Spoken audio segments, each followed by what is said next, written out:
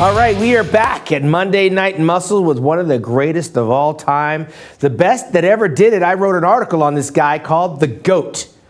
And you know who that is. That's Mr. Lee Haney. Totally awesome. Welcome to Monday Night Muscle, champ. All right. Thanks, Sean. How you doing, my man? You looking good. Of course I do, but I'm just saying I'm not the only one that calls you the GOAT. You know that, right? 8 Olympia titles.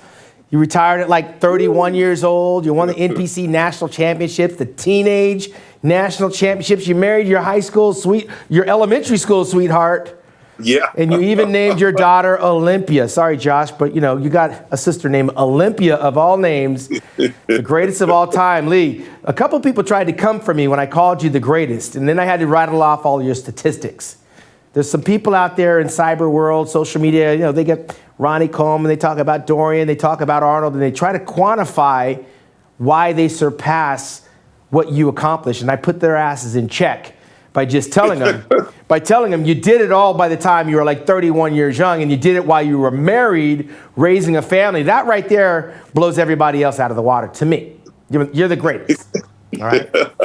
Well, hey, Sean, thanks, man. I really appreciate. You know, I don't, boast of my own accomplishments. I just let the fans do their thing, and I appreciate you, honoring me with that title and those various accolades that I've been blessed to accomplish. At the end of the day, what really matters is, what we use, how we've used what we've accomplished. Right. That's what matters to me. And I'm in an awesome place in my journey. Me and Shirley hang out every day. We enjoy the grandkids. We got our health, Sean. That's what's so great for me. I'm not torn up, from the years of crazy training. Right. So I'm in a very good place. I'm in a blessed place. Yeah, and you left some pretty big footprints in the sand for us to watch and to model ourselves. You're considered an old soul. It doesn't matter what generation, man. You came out, won the national championships. I think you might have been 21, 22 years old. And then went in your first Olympia, got third place, and then after that, you just ran crazy. I mean, I graduated high school in '84 when you won your first Olympia. And of course, I had the good fortune to stand there when you're retiring on stage. As a matter of fact, you didn't actually retire on stage. Let's put some context to this. This is 1991. You're on your 9th Olympia. You win your 8th consecutive. And Dorian Yates is standing there with you at the end, and Vince Taylor, your number one fan, is going bananas because you won another Olympia. But you did not announce that you were retiring at that moment as you walked off with a 5-year contract with Twin Labs. I know I'm taking you down memory lane, but to me, it's as fresh as a daisy, man. But when did you decide, it's somewhere in 91, you decided you weren't coming back, and why? Well, you know what, Sean? Number one, I didn't have enough room for any more sandals on top of my fireplace. That'll do it. I just had enough room for 8. But something, you can't stay too long. Mm-hmm. Me and Shirley had discussed my retiring after winning the 7th Mr. Olympia. And I remember I was having this conversation. I said to Shirley, well, baby, I've done 7. No one has done 7 in a row, consecutive wins. And then I asked her, I said, what do you think about this being it? She looked at me and said, what do you mean this being it? You got to do 8. You can't just stop at 7. I mean, I was almost embarrassed at the fact that she, she was so forceful. You got to understand Shirley. Shirley's an athlete. She's known me all of my life, 2nd grade sweetheart. So she was hardcore. So what's the matter with you? You got to do 8. So she kicked my butt. Yeah. And then, I decided then, hey, that was it. But when I got that 8th one, Sean, it felt like a huge burden had been lifted off my shoulders. Mm-hmm. Because, man, when you're on the top, like that song The Temptations made, on the top, looking down. Looking down, right. Yeah, hey, man, there's nowhere to go but down. Right. So just staying on the top, there's so much pressure. And the fact that you're always trying to find that thing that's going to make you better in the year to come than the previous year. Right. And in a lot of cases, I found myself overtraining. Mm-hmm. Well, I didn't get stressed out from training for a competition. I never allowed that to happen. Right. Because I lived. I had my wife, my kids. I was a dad, a husband, all of those different things, business, all of those things. So I never got stressed out about training. But I did notice the last couple of years I somewhat overtrained. Mm-hmm. And I can still recall after that 7th Olympia, I mean, I woke up a week after the show, a couple of days, man, I was just racked with pain. Yeah, from head to toe. Mm-hmm. Yeah, after Chicago, everything was hurting. And I'm like, wow, what's happening to my body?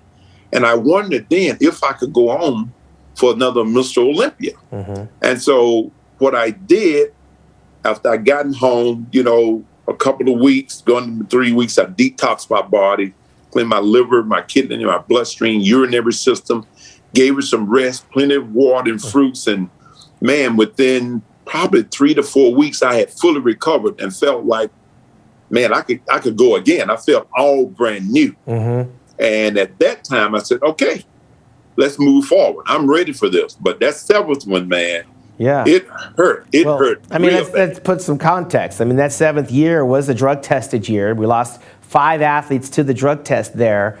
Some didn't even see the stage. Muhammad bin Aziza, J.J. Marsh, Van Walcott Smith, Vinnie Comerford. They never got a chance to compete in that show.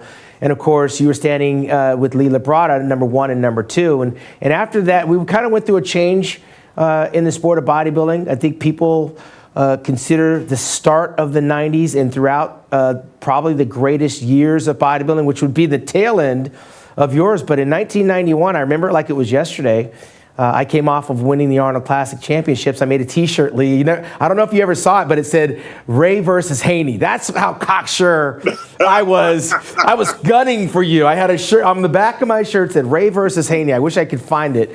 But there was only, like you said, there's only one way for you to go, and that was down. And I had to figure out, I need to chop this guy down at the knee. Somebody's got to take this guy out.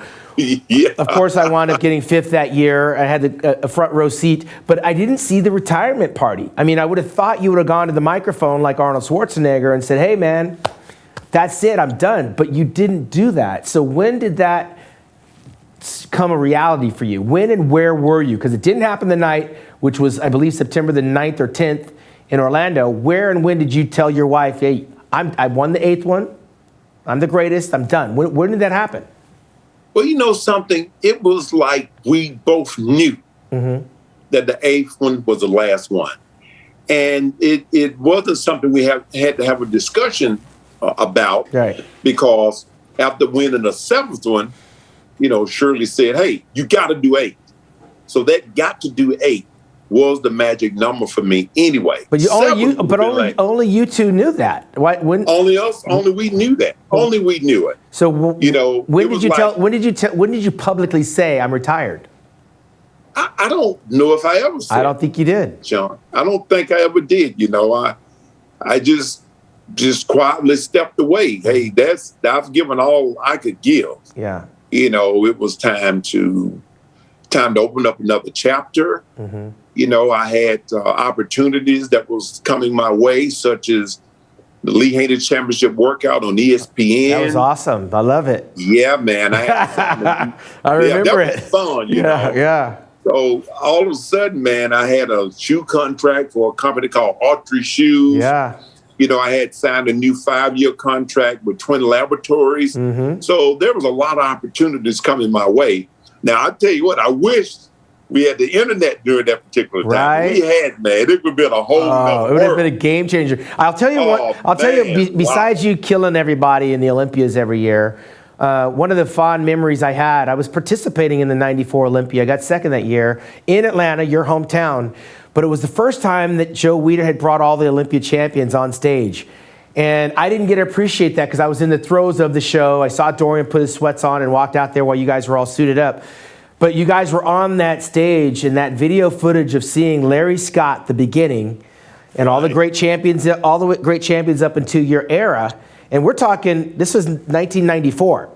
So from 1965, the year I was born, until 1994, the year I got second place, I had the luxury of like watching and running into all of you.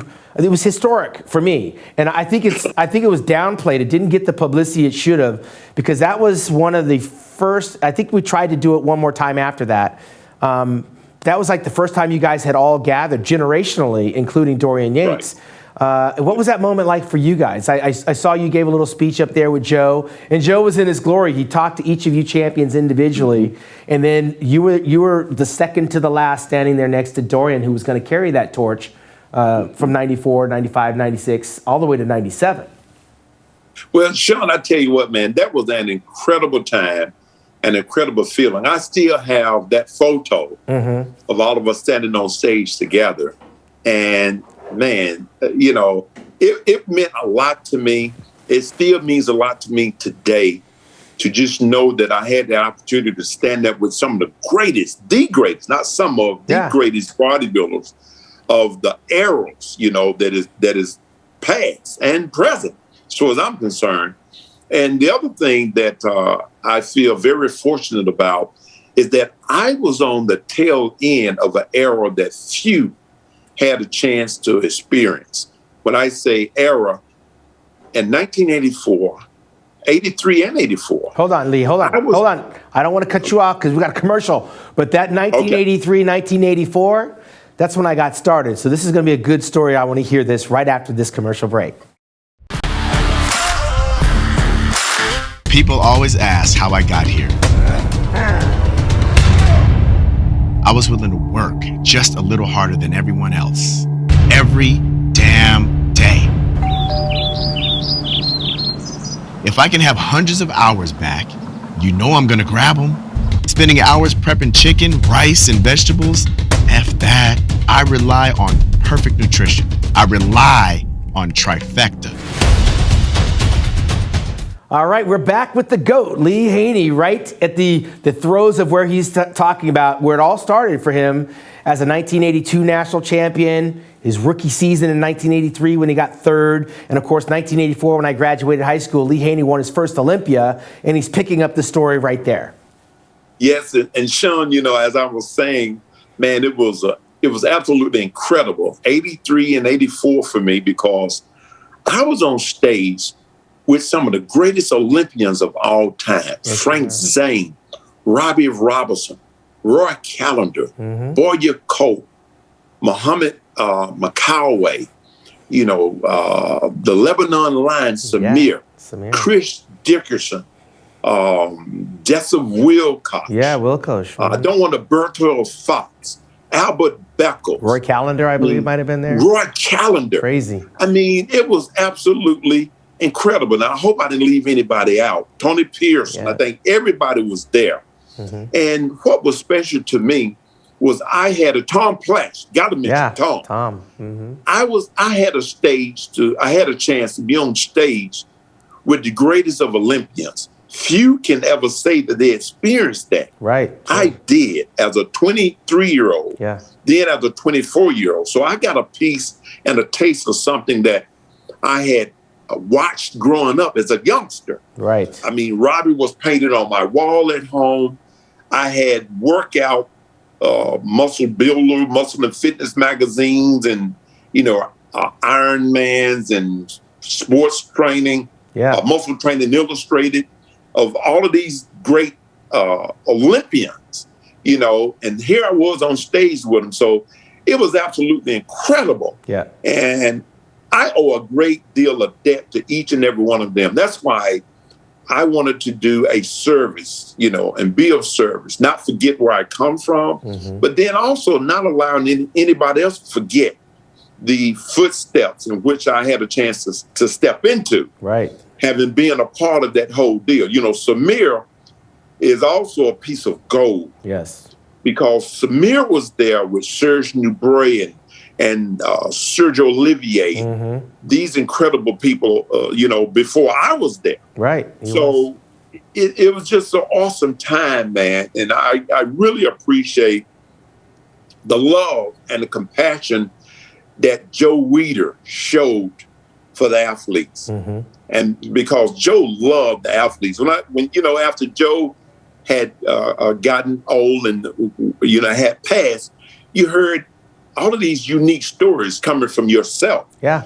Coming from Jay Cutler, coming from Ronnie. You know, it's like, and then I had them. I was almost jealous. Wait a minute. I was the only one that Joe spent this kind of time with. You're right. What these guys got rights to lay claim to Joe Weider. He was my man. Yeah. But he was that way for everybody. He was that way for everybody, which was golden. That's the legacy that Joe Weider paid forward, is because he had a place for everyone. Didn't matter the status, because he loved Gunther Schlierkamp just as much as he loved Lee Haney, right? That's right. And it was, not only was it generational, but it was multicultural and guys from different countries, like you were talking about, Serge Nubret. But he opened the door for all of this stuff. And so watching that 94 reunion was something that's always kind of stayed with me. And I was glad to be a part of it and witness it. Couldn't appreciate it when it happened because I was competing. But watching it and watching the video and listening to your guys talk really gave me a fire, motivated me. And that's still happening today. This is going to be an Olympia coming up in October, where we have some commentary from some of the world's greatest, including yourself, which I've actually never seen you do before on the Olympia platform. Have you ever commentated the Olympia before?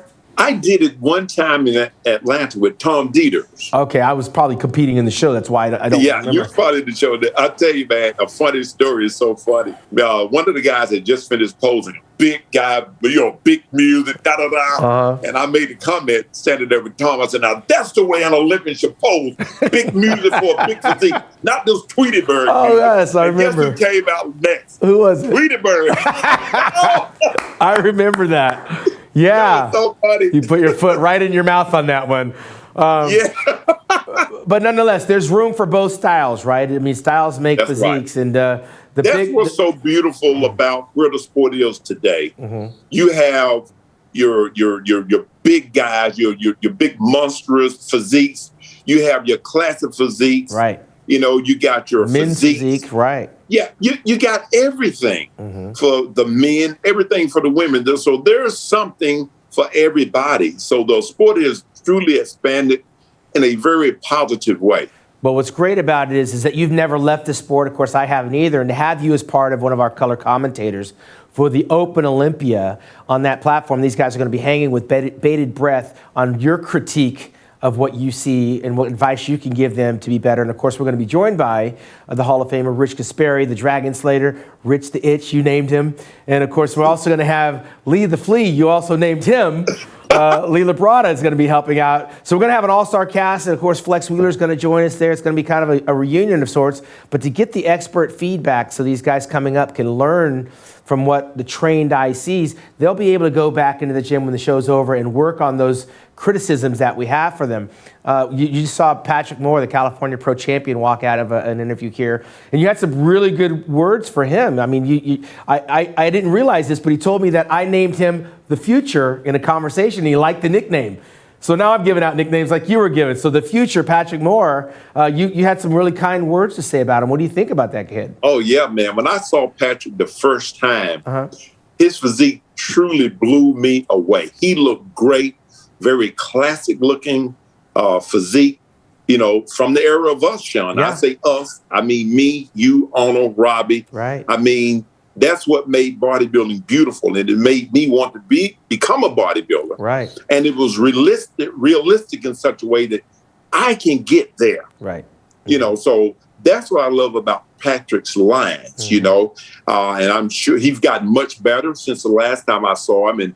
And I know he won some additional shows. Yeah. Because I saw him the first time in the Olympia. I think he placed 9th. Yeah, first time. He said 10th. Yeah, 10th. 10th. Yeah. So, which I'm looking. I said, well, in my eyes, it was a lot better than that. I'm saying in my eyes. Because I know what I'm looking at, and I know what class is supposed to do. No, well, again, that's what we are looking for from you coming to the Olympia. We need to hear it from your eyes, because you see things a little bit different. We know you're not judging. I don't know that you ever judged. I never judged. Have you ever judged? No. Yeah, no. It's not something I want to do. But opinions matter, and to people like that coming up, they want to hear from people like yourself. Another guy that we talked about, and you were really high on this guy, the Arnold Classic is going to be on the map for September the 25th in Columbus, Ohio. Someone's going to qualify for the Olympia. One guy that did get a special invite a while back, but was a promise kind of not really kept on the Olympia stage. But you said this was the future, and that was none other than Cedric McMillan. In 2009, he won the NPC National Championships, and you said, this guy, this is what Mr. Olympia should look like. That was in 2009. It hasn't transpired. I believe the best Cedric has ever gotten was 6th place on the Olympia, but he did win the Arnold Classic. He's won some shows overseas. I believe he won over in Romania. He's won a number of shows. It just hasn't materialized on the Olympia stage. But if he wins the Arnold Classic in September, he could wind up back in that Olympia some years later, right? We're talking 2009 when you first saw him, and he came out of South Carolina, where you came from. Right. Mm-hmm. What does Cedric have to do to be the man that you thought he would be on the Olympia stage? Well, genetically, gifted-wise, there's not another physique like Cedric's, period. His nickname is called The One. Man, look, when I saw him guest pose in South Carolina, it brought tears to my eyes. I mean, when you see what you see and you know what you're looking at, right? I mean, it just does something to you deep down. You're like, that is the one. Yeah. And that's what I saw in Cedric. I know without a doubt, because, I've, made some statements in the past, and, a lot of guys are, well, Lee Haney ain't. Listen, I know what I'm talking about. Yeah. It's a thing called the outer tiger. Of course, we heard about that and we talk about that as athletes. Right. Outer tiger is a kill or be killed instinct. It's a thing in which you have no choice. When Arnold landed here in the U.S., he had no choice but to succeed. No plan B. Robbie Robertson, when Robbie left Florida, when he landed in California, he had no choice. Right. Sean, you had no choice. Gaspari had no choice. Right. I, from a tiny town I had no choice. Right. I had to be successful. I had nothing else to do, nothing else to be that I wanted to be other than that. Right. Cedric is still hung between, I know he's still obligated to the military. Right, and family. And family, Now, family, hey, listen, for me, that motivated me even more. You had to put food on the table. I had to put food on the table. I had to get diapers, man. I was super fired up. Right. And nobody was going to take my cookie. Right. That was my attitude. But I didn't have another profession beyond being successful in the profession of bodybuilding. It's like a safety net, right? Having that other profession. That's right. See, Cedric has a safety net. And that net has yet to be clipped. Yeah. And thus far along in his career, still nobody have the physique, the frame, the makeup that he do. Nobody have those genetic blueprints. Right. Like Cedric do. Nobody. But you got to have that feeling of not having a safety net, right? You got to sink or swim. There you go. Yeah, I think Ronnie Coleman, he had to quit the police force because he wanted to commit himself to the Olympia. And of course, once he did that, he had a stranglehold on the Olympia, right? Because as long as he had that job, there's that pension, there's that paycheck, there's that security. When he let it go, it was like he was going to be Mr. Olympia for as long as he wanted to be. Exactly. Yeah, and Ronnie slaved it too, man. He did. He gave it everything he had. Well, and that's what makes great Olympians. When you got no other choice but to win. Right. That was you. That was me. That was Frank Zane. Just go down the list of great Olympians. That was Samir. It was Muhammad Bukawi. That's the way it is, and it has to be if you want to walk into the annals of the greatness. Which brings us to the gift. The $1 million question is, where's the gift? I mean, he has a very small window to try to tie your record along with Ronnie Coleman's of number 8. He's the number 3 bodybuilder in the world. We haven't heard a peep. He didn't get blown out of the water making his return after a year off, and people want to see him try to tie your record, but no one's heard hide nor hair. Is this a ploy by him, staying under the radar? Has he retired? Has he just not said it yet? Is he hungry enough? Does he have what it takes to come back and go for number 8? I mean, it's hard to walk in his shoes. He's barely 41 years old. Has that window closed, or is this a situation where he's got other options? Well, it depends on where his head is. That's everything there. Chris Dickerson at the age of 43 won the Olympia. Yes, Sean Rowland, I think Sean was 43. Right.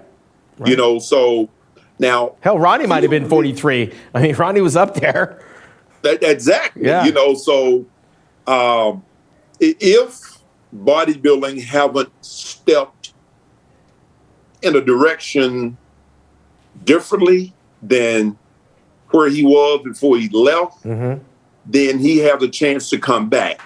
But when you really, but when you analyze the physique, Phil don't have large expanding shoulder width. Right. And waist taper. Got a great waist. I'm just saying the taper. Shoulder width, wingspan. That's what I'm speaking of. Mm-hmm. He never had it. But he was gifted in such that he was able to create muscle 3D that hid any kind of flaw that he had. Right. When the greatest of Olympians would do a double bicep, they would that span and project. Mm-hmm. He never really projected with the wingspan. The width, yes. He never had that. Mm-hmm. So when you put him on stage right now with some of the guys that are just as big, right, and they have that ability to project with the wingspan and doing a double bicep or a lat spread, it's hard to compare against that because everybody got what he has. Right. Well, I mean, and that leads us to Big Ramey. Like, who compares to this physique? Nobody. I mean, he's there by himself. It's like no one really compared with Dorian Yates except you, and that was in 1991. Dorian went on to win 6 more Mr. Olympia titles, but no one compared to Dorian. I mean, it was Dorian or someone else. Big Ramey is there by himself at 5'9", 280 some odd pounds, with legs that are probably, they rival Tom Platz in terms of circumference. He's got a nice back lat spread that rivals your width and Dorian's width. He doesn't have the meat and potatoes in the back. I've seen better. Phil Heath has a better back double bicep, but he hit his peak and got dried out at the right time, which for some bodybuilders only happens once in a lifetime. That's right. Big Ramey, what do you make of him? Can he duplicate that 2 years in a row? Well, that's going to be the $1 million question, because Big Ramey came in and made the greatest amount of progress than anybody. You had guys that looked great. That looked Brandon Curry. Brandon looked great. He looked. He got better from the year before last. He got better, but his progress didn't rival Big Ramey. Right. Ramey, he looked like he may have gotten maybe 25 to 30% better. Right. So you got to get rewarded for that. Exactly, man. So he was heads and above everybody when it came to progress, and the fact that he had a huge physique, but his balance is very good. I think his legs are a little bit too big. Mm-hmm.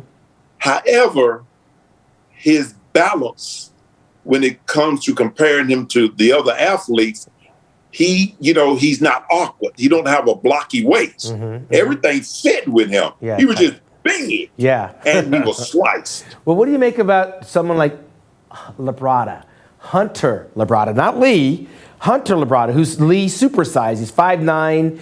He carries around 260 pounds worth of weight on him. I don't even want to call him a much bigger version of Lee because he looks so different. He's a big kid. What do you make of his potential? Well, I tell you what, man, for him being as young as he is, just no telling how good he's going to continue to get. And, the great thing, he has Lee there to oversee his progress. Right. And, man, everybody know Lee has an eye like no other. Mm-hmm. So, as I see, Hunter's going to get a little bit more muscle maturity in his back. Yeah. I mean, his waist and everything, his legs, everything just flawless. But just a little bit more muscle maturity in his back. Generally, it takes a minute or two to develop a back. Right. But I mean, not saying he's lacking. I'm just saying that will set him, in another category as he's get better there. Well, who knows? This year he just may have it. So we're going to talk about one or two more guys challenging for that title right after this commercial break.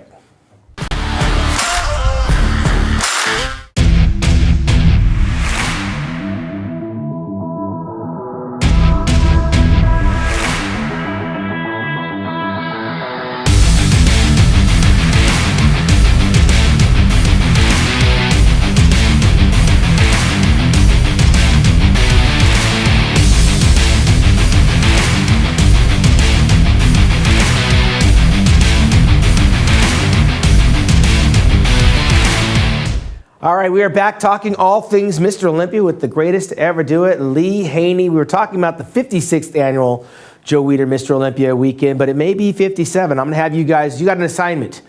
Go down here in the little box and tell me what year it was. Figure out the math, 56 or 57. Either way, Lee Haney's going to be there along with me, Rich Gaspari, Leela Brada, Flex Wheeler. I heard that Mike Christian's coming in. Even Vince the Prince Taylor Lee is going to be in Orlando, Florida. So this is going to be one on the East Coast that it hasn't happened since Atlanta back in '94. We had all these great champions. Well, they're all going to be in Orlando the week of the Mr. Olympia. But we had a couple more players in this thing that I don't want to overmiss. Hadi Chupin, who was the People's Champion one year, I think he was third in the Olympia this year. No, Phil was third. He was fourth. And a lot of people actually had him flipped. Some people had Hadi Chupin beating Phil Heath. What do you make of Hadi? He was third one year. He's fourth the next year. If he makes it back from Iran, he'll be going into his third Mr. Olympia. What do you make of this kid? Well, I tell you what, man, he was sliced to pieces. Mm-hmm. His conditioning was off the chart. You know, I really love seeing him present. His posing was excellent. His presentation, the way he presented himself, very professional. You know, it's awesome seeing brothers from the Middle East come over, man. They're rocking and rolling. They are. In fact, a lot of guys are headed to the Middle East to train now, Oxygen Gym and so forth. Yeah, I mean, this guy has it tougher, I think, because each year it's a struggle just to get in America. And he doesn't know that he's going to get here until like the last minute. I'm like, if this guy gets here like a month in advance and just is able to train and concentrate on the show, he could be dangerous. Yes. He looks, left no stone unturned. He looks great. And I'm sure that I feel that we're talking about probably the top three again this year. Top four, the last. I feel top three. Yeah. Which leaves William Bonit as the odd man out. This guy's done nothing except stay in the top five of the Olympia for the past 3 or 4 years and win the Arnold Classic. But when it comes down to talking about winning the Olympia, no one ever talks about this kid from the Netherlands, William Bonit, the conqueror. Yet he's beaten everyone on that stage, including Big Ramey at one point or another, along with Rolly Winkler. So that being said, you got little William Bonit beating a reigning Olympia in Ramey. He's beaten a former Olympia in Brandon Curry. He's beaten everybody. So why don't we ever talk about him as being Mr. Olympia? Well, you know something, that's a good question. I mean, his physique, as you said, he's always in incredible condition. Presents himself very well. I think one of the things that I feel that becomes a little bit hard to get around when you look at a Ramey with height and size. Right. That's pretty hard to overcome. Trust me, I tried it. It didn't work. You know, so but see the fact that his condition allows him to supersede height and size, and it have on several occasions. Keeps him in the conversation. If Ramey don't come in great shape, then guess what? William is there to, you know, which he's also taken Cedric McMillan. Yes. You know, so having a great physique and not being in crystal sharp shape like Bonit is, then you know there's the difference there. There's a lot of things that can happen along the way, and some guys don't always hit their peak. Again, Cedric has yet to hit his peak on the day of the Olympia. We've seen him hit his peak over in Columbus and win the Arnold. William Bonit is the reigning Arnold Classic champion. No one ever talks about that, but he won it last March. But how about this X Factor? Kai Greene. I mean, I'd love to give Kai a nickname. I'd call him the mystery because no one can figure this guy out. He hasn't competed like since 2016, but every time the Olympia comes around, we're always talking about him being in the conversation. What if Kai Greene said tomorrow, I'm going to be in the Mr. Olympia? What do we start talking? Do we change the conversation? Is he an X factor or he's a non-factor? Look, if Kai said you want to be in the Mr. Olympia, it's trouble for everybody. Period. Yeah. I mean, one thing I loved about Kai's physique, I mean, when you compare Kai's physique to Phil's when they were going neck to neck, Kai's wingspan And again, it goes back to wingspan. Right. In my eyes, I mean, you had to have great lats, your shoulders wide, tapered to the waist. Kai had that going on, and his back was incredible. Yeah. His, he hit a lat spread that everything just, I mean, I didn't see a weak ankle from Kai Greene, period. Yeah, that's why he's got 3 Arnold Classic titles, yeah. Exactly. It's just Phil learned to peak better. That's what separated the two. Phil didn't have a better physique than Kai, but he learned to peak better. When you can peak, you can throw the physique out of the window. Well, let me ask you. That's going to take me to the what if. So you at your peak, I'm going to go out on a limb, in my humble opinion, and say that I thought you were at your best in your final Mr. Olympia in 1991. I don't think I ever saw a better Lee Haney from my perspective, and maybe it's because I realized I wasn't in. You didn't have your glasses on, Sean. No, I'm just saying. I think I didn't have my LASIK eye surgery, but in 1991, I think maybe your improvement from 90 to 91 had me in awe, and I had a front row seat to witness it. But for you, I mean, there's different factors in picking out what year was the best, right? Because prize money, ease of training, your training partner, where you were with your company, with your businesses, your level of competition, because you had several people. You had Gaspari as a first runner-up. You had Labrada twice as a first runner-up. You had Dorian on the back end. What year for you? What year was your best in your opinion? I only say 91 is because I've never seen an Olympia winner go out better than when they came in. So 1984, I think you had some things you could still work on. You were great. 1991, I didn't see where you were going to improve. So I felt like, all right, the class is over, you get your master's and you graduate. But that's for my opinion. What year were you your best? Well, Sean, I have to agree with you. 91 was, I feel, I was at 254 pounds. My training for that year was easier. One thing I didn't do was overtrain. I use what is called the 3-on-off-1 training system. And I would use that all the way up to maybe the last 5 weeks before the previous Mr. Olympias and go to a straight 6. The straight 6 ended up causing me to overtrain a bit, which gave me a somewhat tired effect, particularly, with my legs. The muscle just didn't pop as I wanted it to. So the last Olympia, I stayed with the straight 6 the whole duration of the training period, and the muscle stayed full. My training, I had more time to recover. I was able to take in more calories.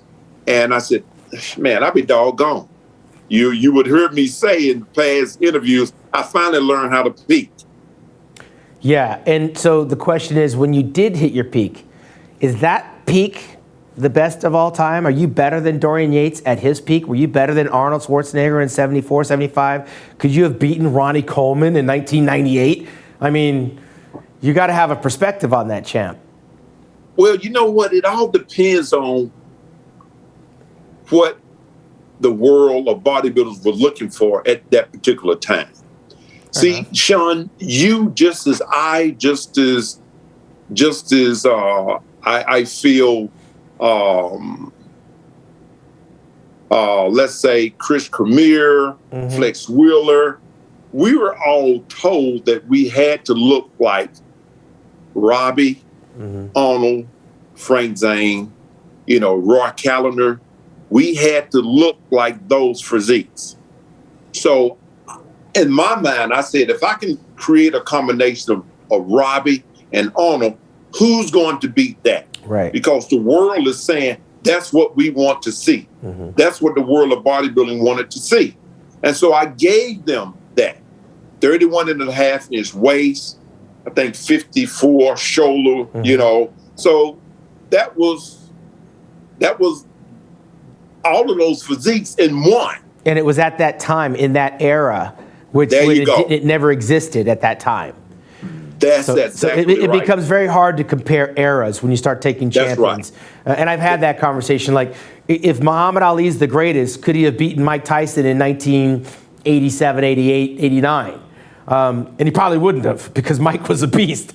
And that finesse boxing style that Muhammad Ali had might not have been enough for a 20-year-old Mike Tyson. We saw what he did to Larry Holmes and Trevor Berbick, right? So your physique, people tried to put up a Dorian Yates up against you. And Dorian had a bite at the apple in 91, right? I mean, and Dorian wasn't a young man. I mean, he was there. He just didn't have as many years under his belt. You got there sooner. But the quote that you had is, it takes a Titan to beat a Titan. And it just seems so appropriate when you said that, because when you stepped aside, they took somebody like yourself, and then it got supersized into the 90s, and the landscape and the physiques all changed throughout the 90s. And of course, Ronnie Coleman took it to another level. But it's going to be interesting to get your commentary at the 2021 Mr. Olympia weekend, 57th, I've been corrected, at the 57th Joe Weider Mr. Olympia weekend.